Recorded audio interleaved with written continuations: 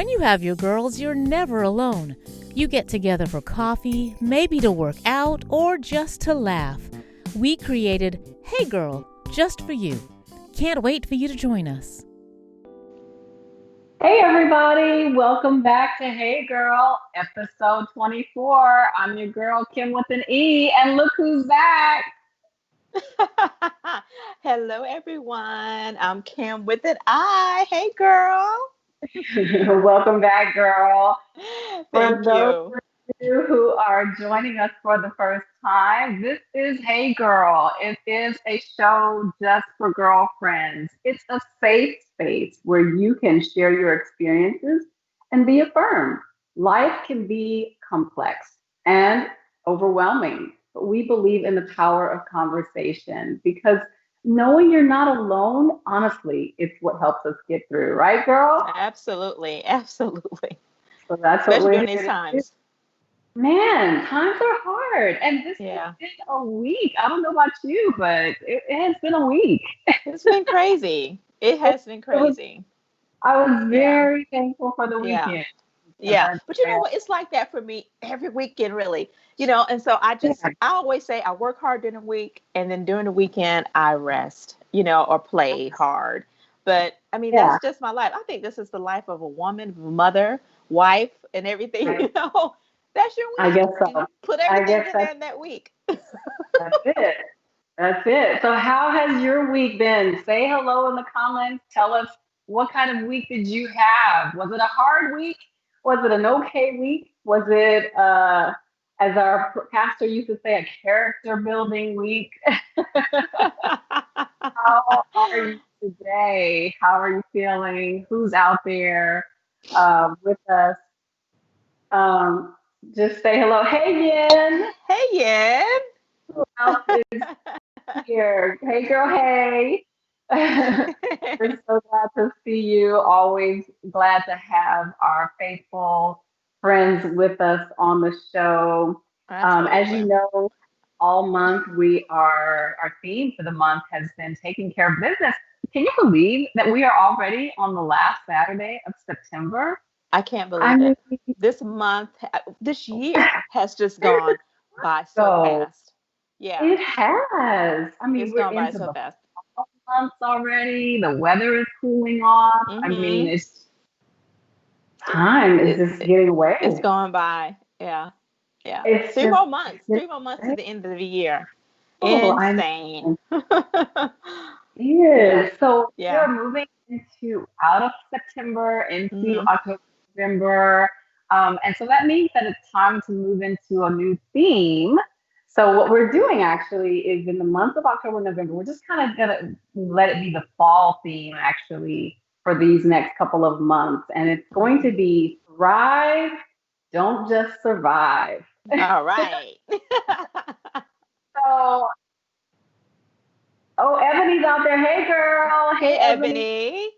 Good to see you. And I saw Ray. Ray said, "Hey, girl." Ray. You said Ray? Yeah. Hey, Ray.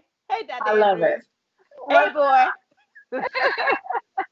I love it. I love it. That's right.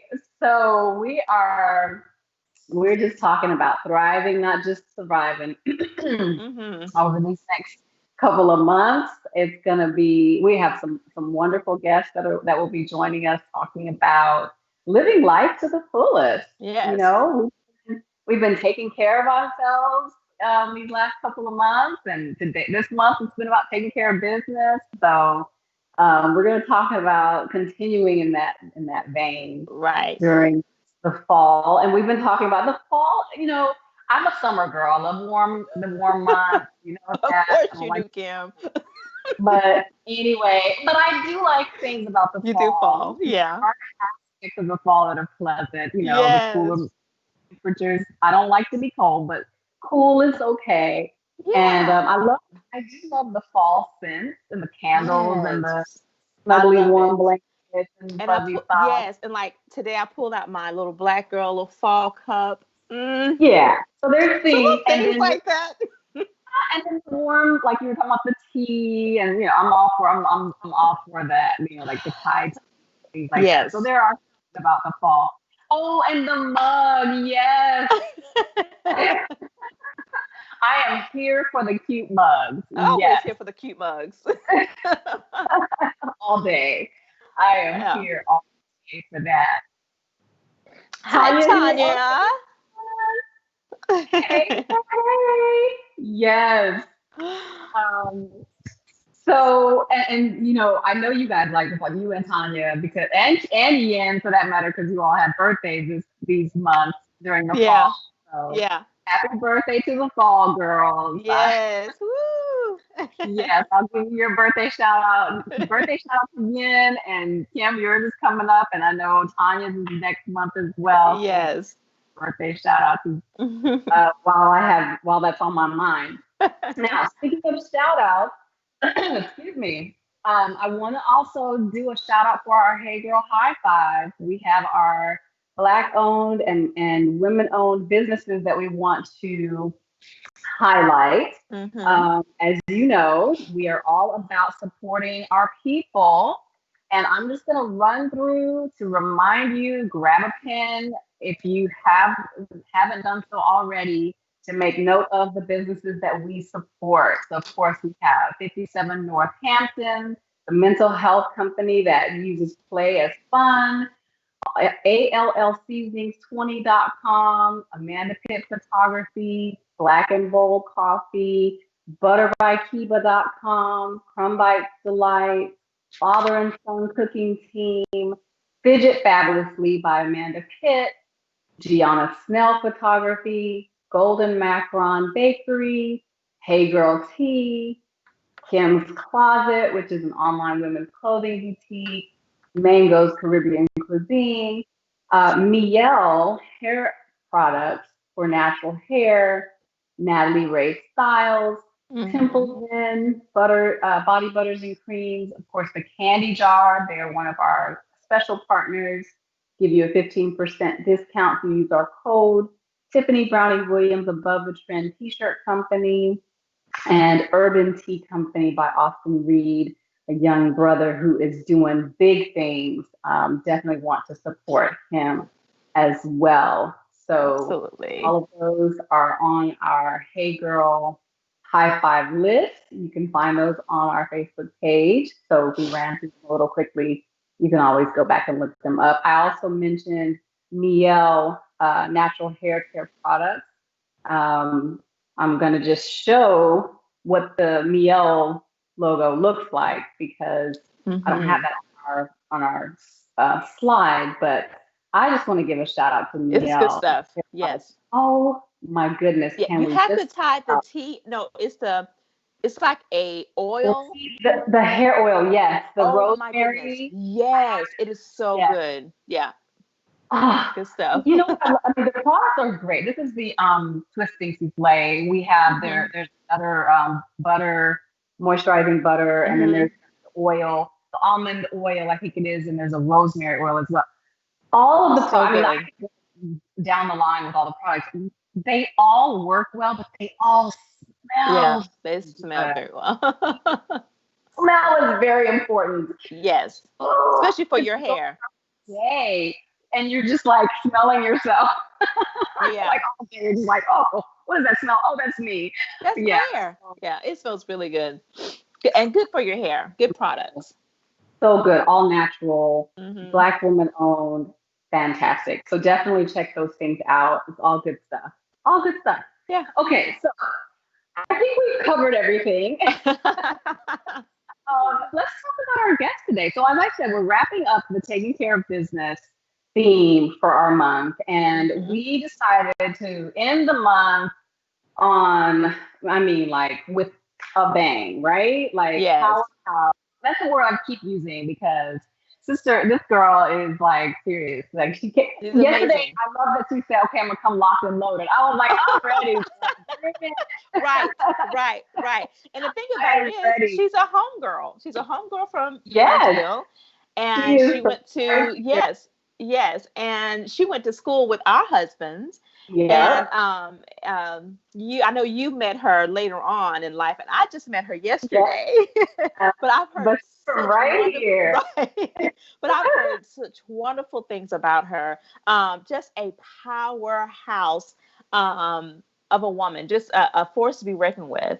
Yeah. So I can't wait till we have that conversation with her today, and just to see her journey and see how she went from this home girl, from Huntsville, Alabama, to where she is Right. now, a powerhouse. Exactly. Exactly. Yeah. So let me just tell you a little bit about the homegirl from round the way to who she is today. Because over the last 20 years, Mhm. Judie Saunders has worked on behalf of clients accused of serious crimes and individuals who have suffered sexual, physical, and psychological injury. Judy has established a legal practice based on service with offices in New York City and New Jersey. Long way from Huntsville, Alabama, child. Judy has acquired the prestigious designation of B Corporation status, practicing at a high level of social and environmental standards, including accountability and transparency. And in July, she was awarded the Women's Business Enterprise certification by the Women's Business Enterprise Council. It is a world class certification that more than 1,000 prestigious corporate brands, states, cities, and other entities look to when searching for partnerships with diverse, inclusive companies. Before earning a law degree, Judy worked as a staff member at the Democratic Senatorial Campaign Committee in Washington, D.C. She served as an executive team member at the 1996 Democratic National Convention in Chicago, Illinois, when President Bill Clinton and Vice President Al Gore were nominated for reelection, and worked as a legislative analyst for New York City Mayor Michael Bloomberg. Outside of court, Judy promotes women, the underestimated and undeserved, through service on nonprofit boards, philanthropy, voting rights organizations. She chairs fundraising events and she does mentoring. Judy and her husband Joe have been married 18 years. They are parents of two rambunctious boys, Kai and Steven. And we are excited to have Judy with us to talk about taking care of business. So welcome, Thank Judy, you. to Thank Hey you, Girl. ladies. You're Hello. so impressive. So I good love to it. I have love it. Thank you guys for having me. This is great. I'm looking Yeah. forward to the conversation. Yes, we're looking for the conversation to your family. You have such a beautiful family. Thank you. They are. They're good.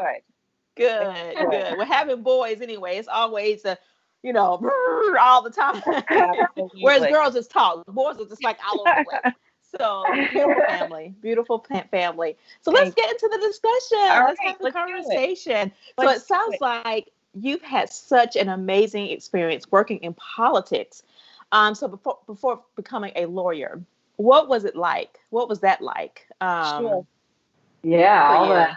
That was a really exciting time. It really was. It was just when with Bill Clinton and you had the Anita Hill hearings and Mm. life politics, local national politics is cyclical. It goes in a cycle. So at that time you were having the whole hearings with Anita Hill and Clarence Thomas.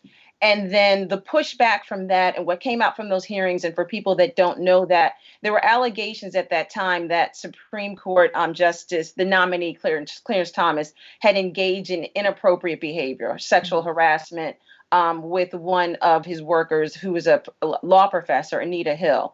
And there were hearings. It was similar to actually what's going on with, or what, excuse me, what went on with the Brett Kavanaugh hearing. Mm-hmm. And Yeah. so the repercussions with that is that it really mobilized women to come out and vote in drones. And then that's when you saw in the next cycle, in the next election, there were new women. There was Patty Murray in Mm-hmm. Washington State, Carol Mosley Braun in Chicago. So that was just exciting. It was exhilarating to be on the Hill at that time. It was a Mm. lot of fun and a lot of fast learning. So that was that time. I had just graduated from Oakwood. It was Oakwood College then, now Yeah. Oakwood University. So there and was born in Washington, D.C. So it felt a little bit, like going home, had some roots there. So, that kind of started the post college, professional career. And it was by nature, I consider myself to be kind of an activist. Those things motivate me, always has. And then we were also coming off of it in what was that 1991 with the Rodney King with that. So we're right back. Times are repeating itself. I mean, Wow. I guess I am old enough to see it repeating itself, unfortunately. So Wow. that was going on. That was the environment that I was going into, those politics at that time. Goodness. Wow. Yeah, that's Woo. crazy that life is Yeah. just repeating itself. But Yeah, I and feel like it's funny you say that. It's like, I wow, know. it does. Yep. Very. So was your plan always to practice law? Was that kind of the trajectory that you intended? Or Well, that was my dad's plan all along. So, so definitely that was, I am part of a rich tradition of, from the Caribbean, first generation American, and it's a common story. It's a common reframe, or, what do you have your options? Doctor, lawyer, or engineer? So Which one? pick, look behind the door and pick one. Oh, you want to go into the arts, or that's not an option. you get in your free time? So that laid the foundation, but clearly, it has benefited the activist side of me. I now that I'm, growing the firm, growing the practice, there's avenues to be creative in that way. But that was the initial impetus. It was, oh, you're going to be the doctor, you're going to be the lawyer, or they played it in your sleep. You ate it. Someone's going to. That was the original. If I have to be honest and transparent, but it has served me well. I think also that it did feed into kind of my natural spirit to be a disruptor, to kind of go against the tide a little bit. So that was it. It's a good fit. It's been a good fit. Good fit for you. So you made it work. Yeah. Whether it was what you wanted or not, you said, okay, I'll make it work. Exactly. And especially with your bio, you have definitely made it work, and you seem like you truly love what you do. Yeah, which is so important. Yeah, it's so important. I do. And for that takes a time. It takes some time. You get early into a career, you're not really sure what you're going to do. You kind of pick and choose, but over time you do. But now the work that I'm doing, it is hugely satisfying. Yeah. To work with some of the elite athletes that I've worked with, to get an understanding of what they've gone through, the survivors, and also it's always applicable to deal with the community, deal with our community as criminal law impacts it. So that has also been really rewarding. Yeah. Well, and speaking of rewarding, like I know I'm sure there's times that you're just like, oh, this again. This week has really been a hard week with the Breonna Taylor case. Everyone, I could say I wasn't surprised of the verdict of that. But it's truly been very discouraging. How discouraging is it for you when it seems that the law is working against the innocent? Because I think a lot of people was hoping for a different turnout, just hoping for it. But when we got it, it was like, here we go again. There's another another acquittal. Yeah. Well, I mean, the way that I have looked at this, studied it, sat with it, and lived it, I would have been, just like you were saying, you were hoping for a different outcome, but I honestly would have been surprised if there had been another outcome, because this is working exactly as it was designed. If we look at it in a historical context, you have to go back and you have to really frame this and frame your thinking, and you have to do an audit of what's going on. You have to really take an accounting of what's going on so we know how to take action if we ever intend to make any dent. And there have been some dents. I mean, we've all benefited from the work, of John Lewis, of Shirley Chisholm, just throwing out some names of some giants in the field. But how I put it into context is what happened with Breonna Taylor and what happened with the law is it's really in the framework of a system where there's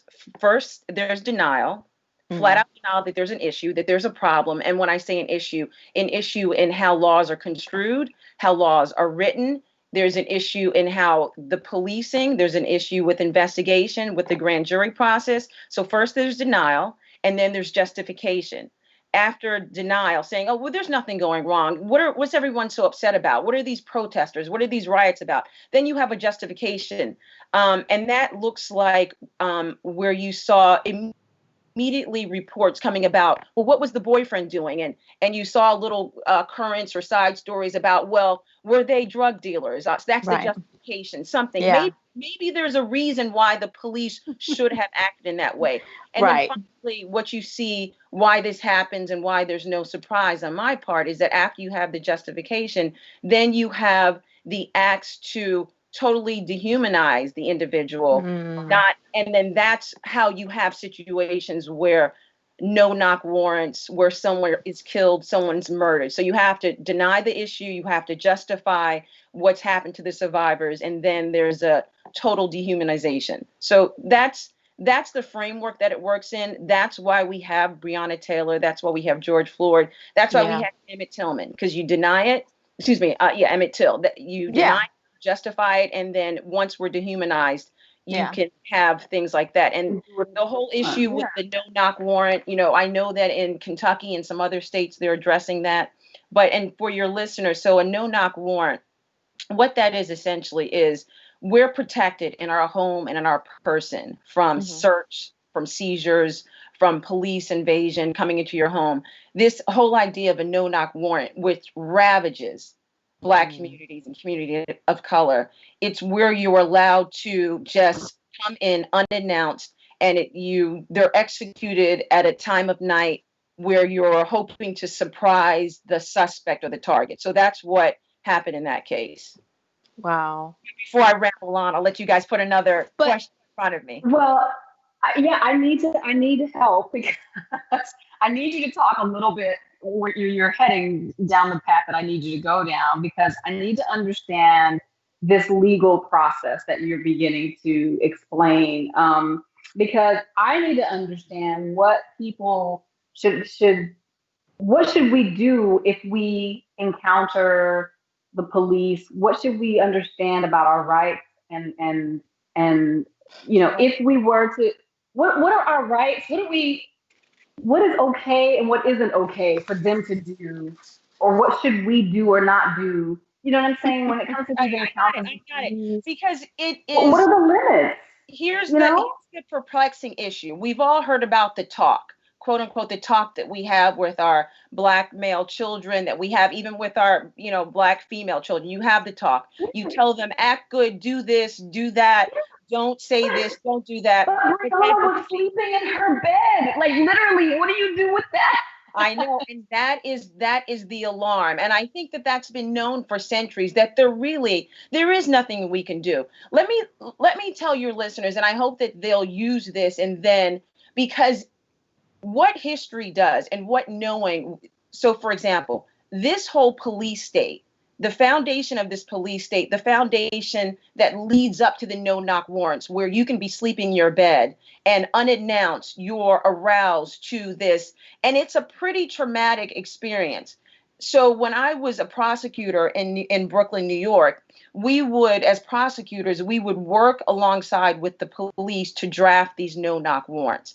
And in getting these no-knock warrants, I'll tell you right now, I don't think that I've ever known of a no-knock warrant being executed on the Upper West Side or East Side of Manhattan, in the wealthy neighborhoods. Where were they executed? In poor neighborhoods or neighborhoods of color. Okay, so, but right before I get to that, and I will touch on what we can do and what are your rights. So right after slavery, so 1800s, mid to late 1800s, that's when you started to see the militias, and you started to see the privatization of policing. And what that caused a system of laws. So you had these vagrancy laws, these Black code laws. And what they were laws that basically, if an individual was now freed and seen walking around, and if they didn't have, quote unquote, a job, they would be arrested, they would be put right back into slavery, so to speak, working for nothing. This is the foundation of the police that you have now. This is the thinking, the narrative, and the mentality. And so I'm saying all this to say this is directly related to what's happened. And this is what we have to look at to know how can we get safe. So within the very policing, you have baked in systemic, it's working exactly the way it was supposed to work. And So unless it's we meant understand, for us, Yeah, basically. it was meant for us. understand that, that's the only way. So for Yeah. example, and this is going to take me to what we should do. In most states, and some states I know in Texas, a couple of other states, the barber that cuts your kids or your husbands or your hair has more training, more hours than some new police officers. These are the things when we say, what do we need to do? It's not just knowing our rights, it's Right. changing these policies. Um, it's also understanding and seeing. We have to clue in. A lot of us, we are busy lives, we have so much going on. But if we want to make real change, you should know a couple things more and more. And give you these numbers because this is the Hey Girl Show. So Mhm. there's a more and more women are being incarcerated every day from 2016 to 2017. You saw a huge trend and an increase in women being incarcerated. Um, in any given night, you have over 4,500 women being placed in ICE facilities. Those are immigrant women. Mm. Um, you have in 73% in prisons and jails, Wow. women, 73%, and they're being locked up for non-violent offenses. So you have this trend, and this goes to the third point when I was saying the framework of the denial, the justification, and Mhm. dehumanizing you. When you're dehumanized, when you're not real, when there's no relation, then you have situations like Breonna Taylor where they think nothing to ram into your house. Right. It's nothing because these people are being herded into prisons, herded into jails. A lot of the women, part of this number that I put out there, 73% of this increase that we see in women, a lot of these women are in there for self-defense. So, that's something else that we have to think about. The other thing that I think is important for your listeners to cue in when we're saying, what are we going to do? Be aware of the history, the dehumanizing of us that Mhm. lead to the Breonna Taylor. When we think about that word, juvenile delinquents, which is Yeah. something that I deal with in my practice, that term in and of itself is also part of this systemic Mhm. foundation that police use. So that didn't start until the late 40s, 50s, and 60s, that term. And it was used in schools. So you had individuals who were migrating from the South, migrating after slavery, coming up to the North, and they're dealing with the new prejudices of the North. And it's a term that came out of individuals that are looking for housing, looking for schooling, and they started to use this term juvenile delinquents to label. Mhm. So it's all of these factors that are swirling around that are building the foundation that when we turn on our TV, we're like, what's going on? Yeah. But we know that it's a nice, steady building that has been built. So I mean, that takes me, to this narrative. What can we do? What Right. to know?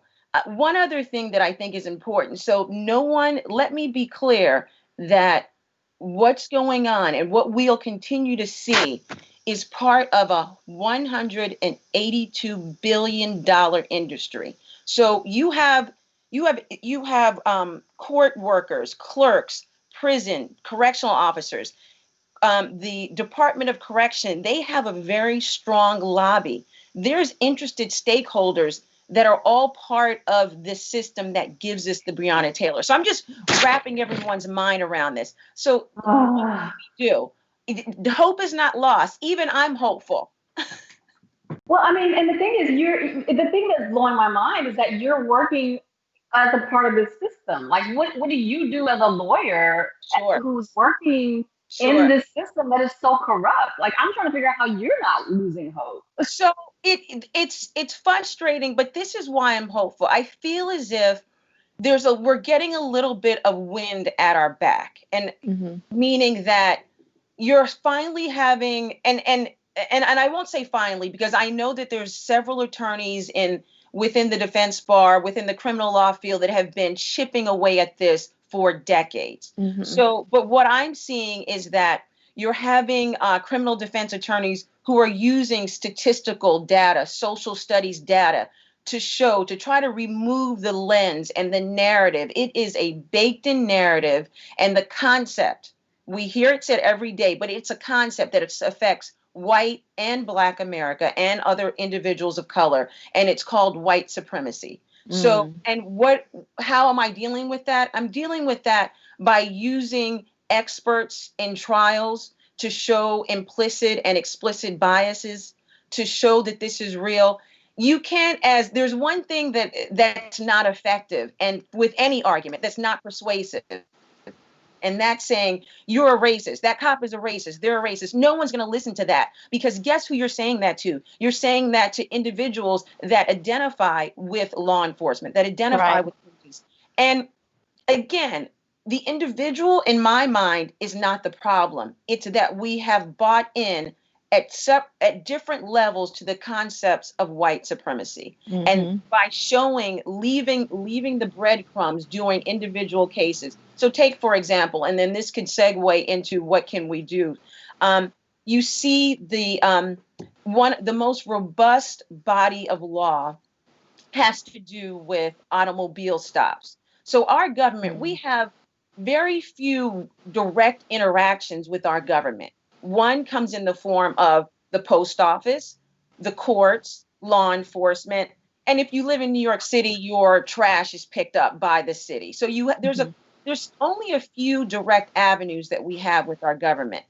So the direct interaction that we have with law enforcement comes a lot of times with the automobile stops. You're driving on your car. I think I remember you saying, Kim, that your son just got his license and you're terrified. Yeah. It's a real issue, because we have the Fourth Amendment, and ideally, in theory, in writing, all of us should be walking around with a bubble that protects our person, our cars. But you have this body of law that has basically been written through a lens. It's been written many times with the pen and with the narrative of white supremacy. But this can be combated by showing that, guys, the training of the officers, this narrative, show that there is this implicit bias, show that there has been a devaluing of the Black body and over-policing of the Black body. And that's how we combat this. What can we do? This is what I think, and this is what I would love to see your listeners do. I would love to see your listeners do on a daily, 5 minutes, after your meditation, after your devotion, do something anti-racist.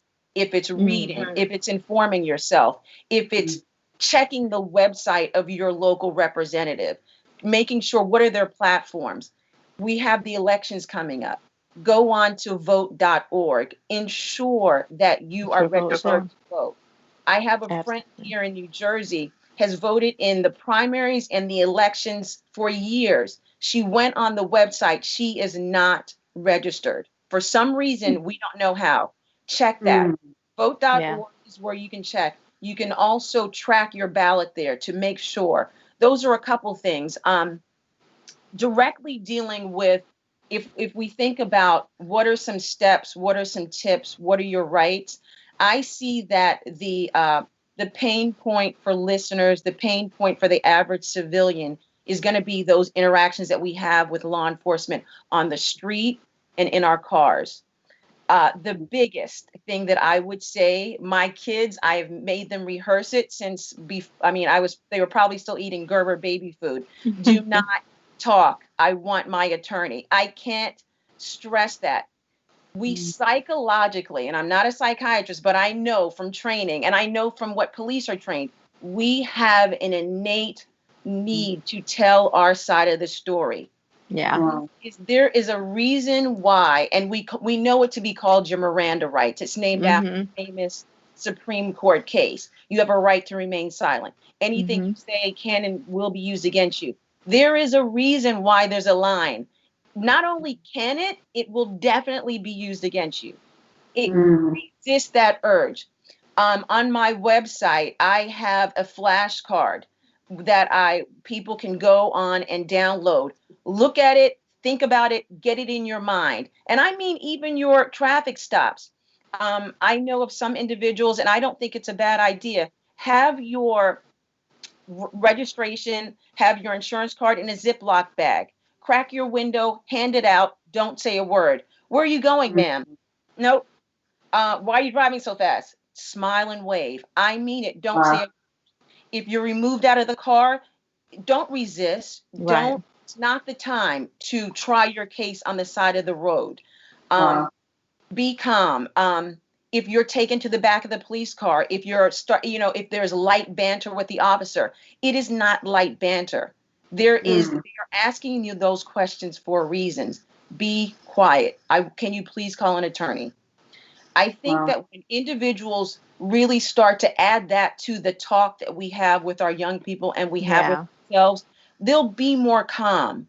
There won't be the need to tell your side of the story. It will be used against you. By way of example, I always am saddened and somewhat frustrated when a case gets to me and when the government hands over their file, their documents, they hand over a recording or written statements of my clients. I'm climbing out of the hole.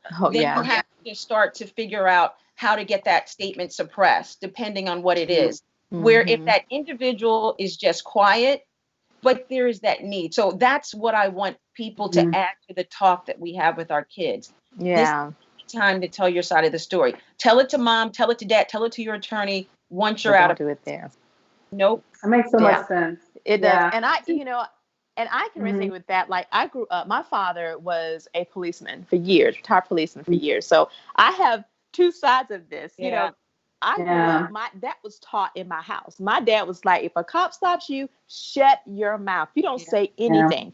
Don't talk back. And if they tell me you talk back, you will be in trouble.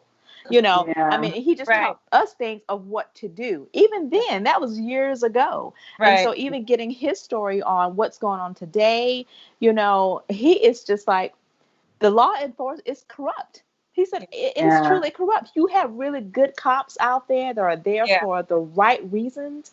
Sure. But you just have those bad apples. Absolutely. And it's sad. It's truly, truly sad. It's true. I wouldn't want to be a cop during this time. I really wouldn't. That's good advice.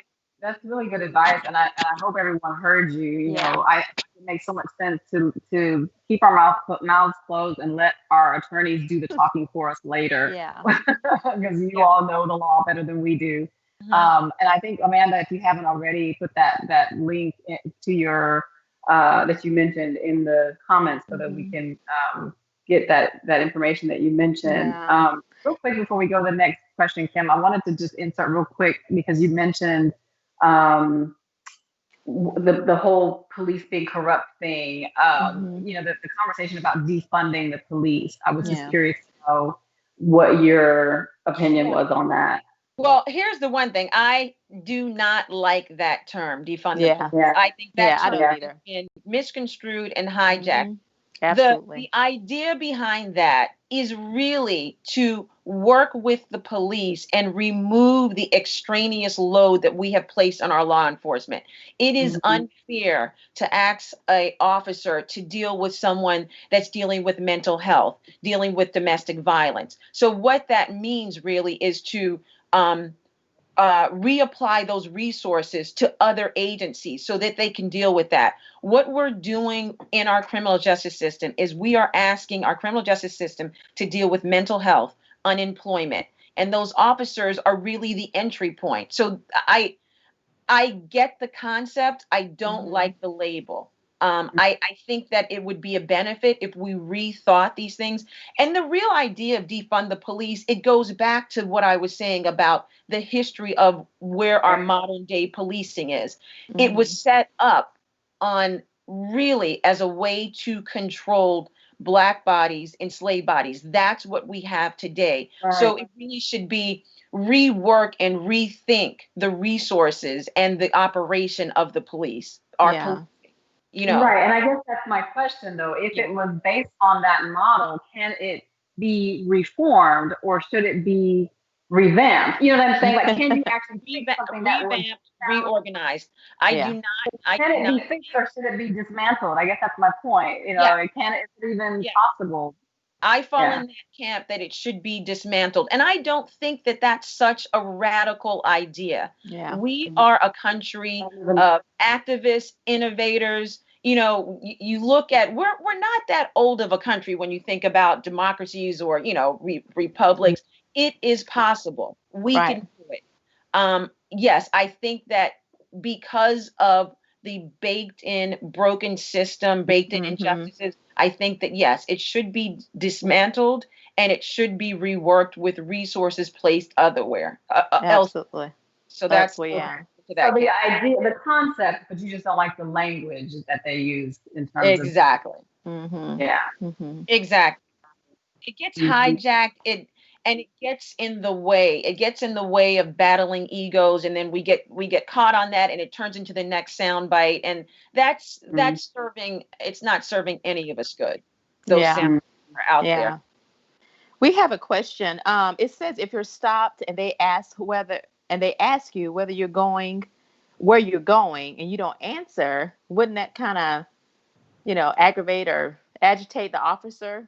And we're not going to. You cannot go into the thinking of how can I not agitate an officer. Mm-hmm. If this officer needs the training or lacks the training and the ability to not be agitated, it is not on you at that point to start to think, should I answer? What can I do? Yeah. That's not the time.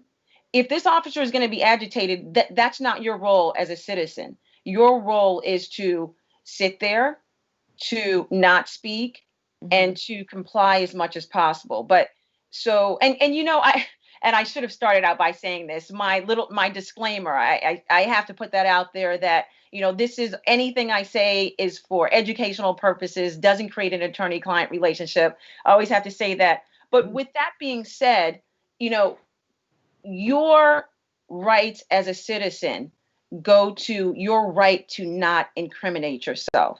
Mm-hmm. We have to start until this system is remodeled, reworked, dismantled. That is how we have to Yeah. approach it. You So you're cannot, not obligated to answer, is you what are you're saying. not obligated to answer. Another example, you are riding in a car, or your child or whomever's riding in a car, a passenger in a car, they don't have to give over their identification. They don't have to. Mm-hmm. Okay. I have situations where you have African American men, 4 or 5 in a car, and immediately everyone give me your identification. Those are things that we're showing are the direct results of an implicit bias. Right. Why? What Mhm. what is the purpose of that? So no, you don't. If you're not the But what driver. if that policeman or the law enforcement that, in there, if they're not trained or don't know that side of the law or really don't care and say, I want your license. Did you not hear me? It's that Right. it could go from 0 to 100 in a matter of I seconds. know. And I feel like And it it would. has been. It has been Angry, that way. start throwing them around. Yeah.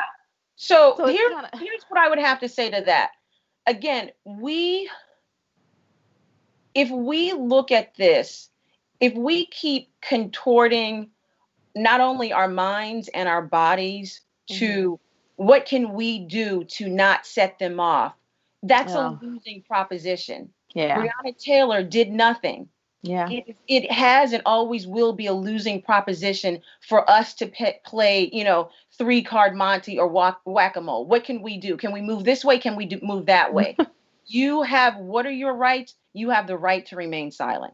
You have the Mm. right to not be involved in self-incrimination.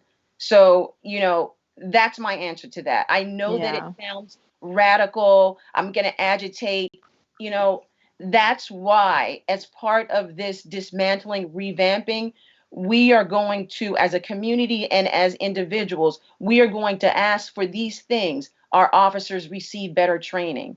Our officers engage in call your police department, call your Yeah. police chief. Call your local representative. Ask them, "Hey, excuse me, I'm curious. I vote. What type of bias training have the state troopers or my local police department been involved in? Have they gone through implicit and explicit bias training? Have they gone through de-escalation training? Those are the things that we can do 5 minutes a day to ensure that we don't have to keep contorting ourselves and thinking about, what if I make them upset? What am I going to do? Because we saw George Floyd, he was begging. Yeah. So Begging. we just have to preserve and we have to stay within our rights Yeah. given to us, not to. And I think that going over and getting the confidence of education as to your rights helps you to remain calm and to give off that calm energy. And if you have an individual, so here's how that usually plays out. Give me your license. Don't you hear me? Don't you pull you out of the car, handcuff you, and arrest you? Let it happen. It was likely going to happen anyway if you have someone like that, because I'll tell you how I've usually That seen makes it. sense. So you don't give it the first time, they're already made up their mind. You're going to be handcuffed, you're going to be taken away. Yeah. But now you're going to be handcuffed and taken away with a nice, delicious statement that they can use against you. So again, I say stand in your right to not incriminate yourself. Yeah. If they're going to arrest you, you calmly go. And then when the tape is run, a lot of police forces have body cam or the videos in the car. That's something else that every individual listening to this call needs to make sure that their police have are body cams. When they see that, it's another reason. Why did you arrest this person? They were calmly asserting their rights, and then you arrested them. And those are actually some of the things that we need to see. So that's what I would have to say with that. Yeah. And I've even started telling my son, if you're ever stopped, the first thing you do too, when you're stopped, the first thing you need to do is turn on your camera and put it on the side. Yeah. That way a conversation is heard or whatever. I can see it, whatever, But, and I'm still have one more question or really a comment. Like, it's so sad to me because I feel like where we live, I would say it's a good community, but like the Khalif Browder story, you know about that story, like his story is of so many people, he was put into that system years ago. Like, they would just stop kids for little nothing just to get a record on them, well, that kind of stuff doesn't happen in our community, but it happens in so many other communities, and it's so sad. I try to tell my son and show him, look, you kind of got you got it okay, but in these other cities, these our sisters and brothers, I mean, they don't have that, and we don't. If they don't have it, you know that we don't have it. But that is, if you, what happened in that case, and what you're speaking of is the term of over policing, of Black persons, Black bodies, and it is working perfectly as how it was set up right after slavery with the Black codes, the vagrancy laws. Stop and frisk is the same thing as vagrancy laws. There's nothing else. For example, where I live 4 blocks from the beach in a great community. You can sit on your porch, you can have a glass of wine, you can have an IPA, a fancy pants, beer. You can't do that in a lot of communities of color. Right. What are you guys doing? Yeah. And that's what I'm saying. Yeah. That's the narrative. That's the narrative that we, with our 5 minutes a day, that's what we can do. So on a global high level, that's what we do. And then we also learn the script. We learn what we need to do. There's something else that I think your listeners, so a lot of times with even low level offenses or individuals that don't have the immediate means to retain an attorney, you have to go into court.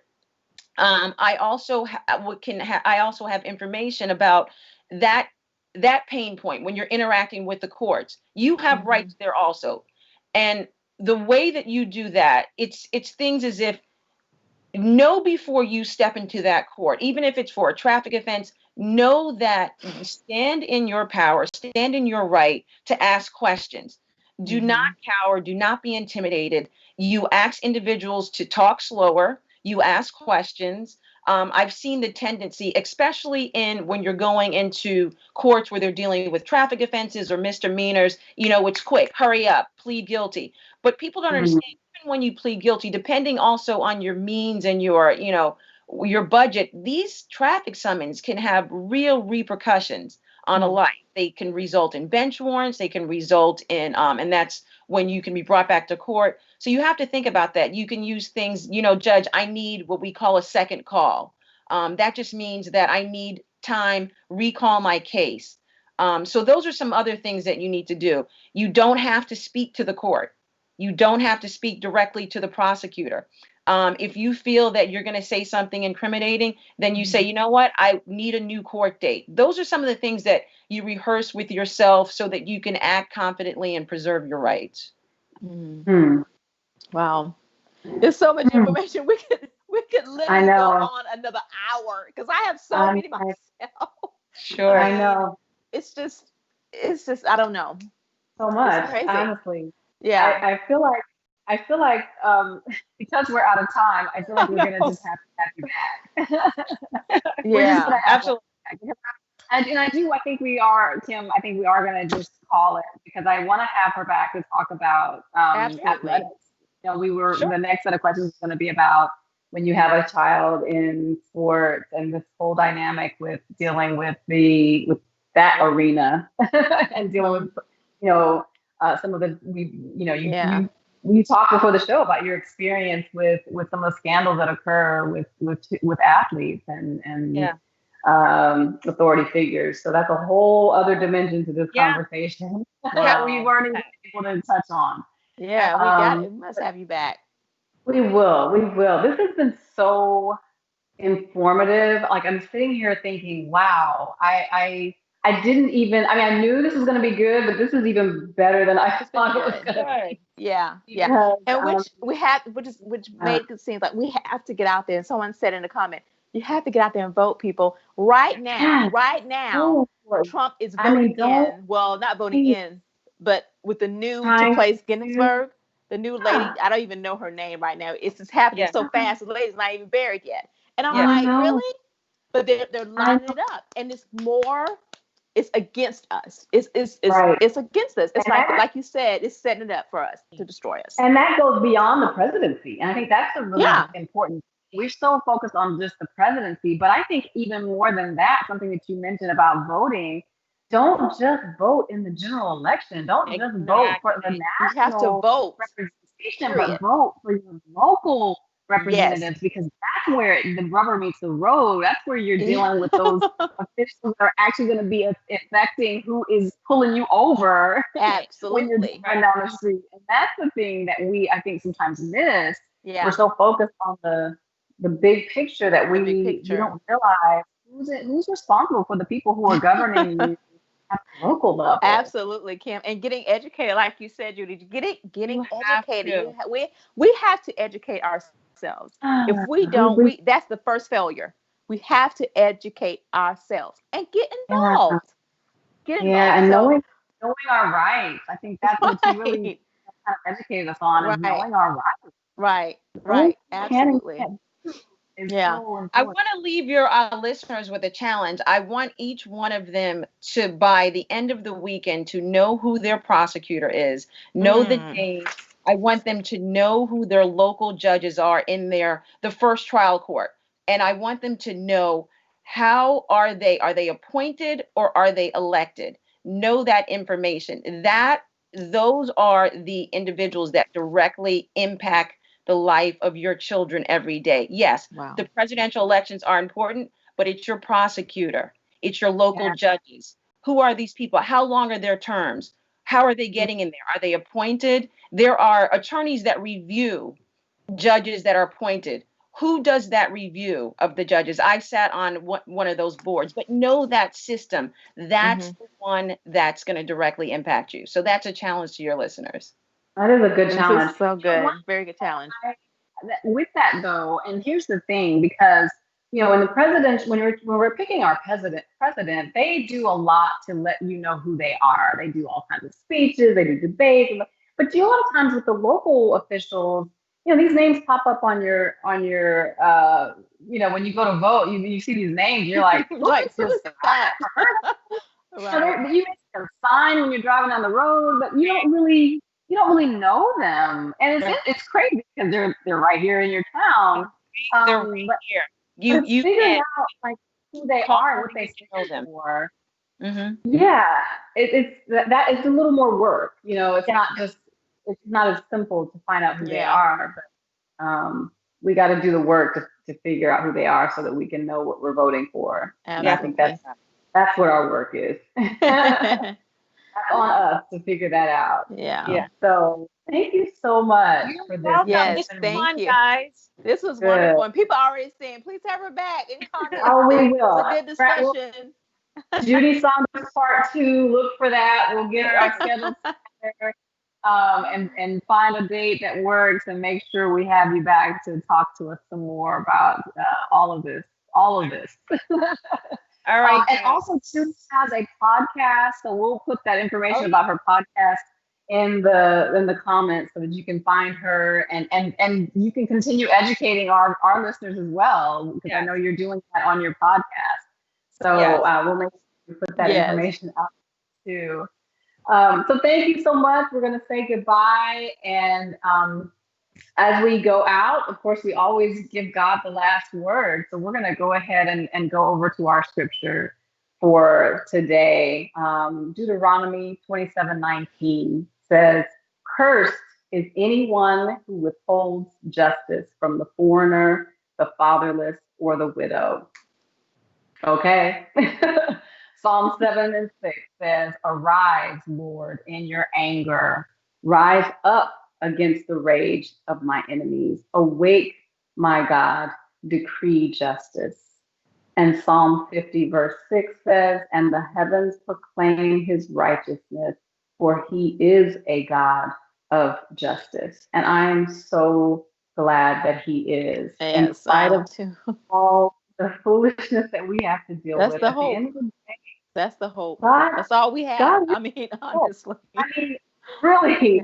that's what we Yeah. have to hold on to, because Yeah. man will always disappoint. Man's laws are always corrupt. But at the end of the day, we know that God is ultimately in control, and we do have to hold on to that. Yep. So We have to. don't lose hope, guys. And I hope that you all have a good, enjoy the rest of your weekend. Get rest, rejuvenate, to get geared up for the rest of the week.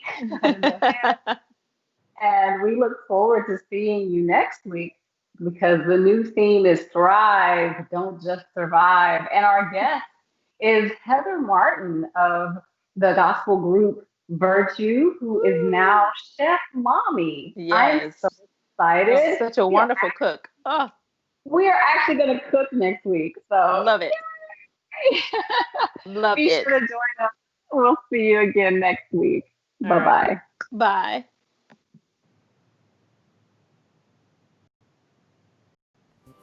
Hi, my name is Heather Martin. You might recognize me from the gospel singing group Virtue, but these days I have another part to play, Chef Mommy. I would love for you to join me for an episode of Hey Girl, where I'll be talking all about vegan cooking and cooking for my kids with food allergies, healthy stuff, good stuff. Join us Saturday at 5 on Facebook Live. And guess what? We're not just talking about surviving, we're talking about thriving. Be there or be square. See ya.